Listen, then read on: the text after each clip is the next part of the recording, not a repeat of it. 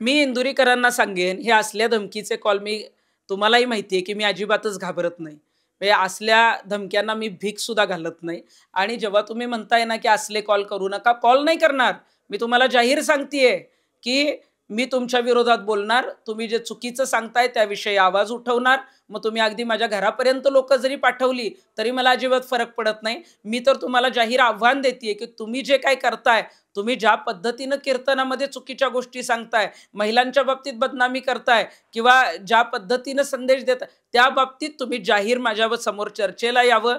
मी सांगते तिथं नाही. तुम्ही तारीख सांगा, वेळ सांगा, ठिकाण सांगा. मी जाहीर चर्चा करायला तयार आहे. मीडियाच्या समोर चर्चा करायला तयार आहे. तुम्ही मला काही प्रश्न विचारा, मी तुम्हाला प्रश्न विचारेन आणि त्यामध्ये जे कोणी सरस ठरेल, जे कोणी उत्तरं देईल, त्यानुसार समोरचा निर्णय असेल. जर हिंमत असेल ना, तर माझ्या समोर जाहीर चर्चेला या.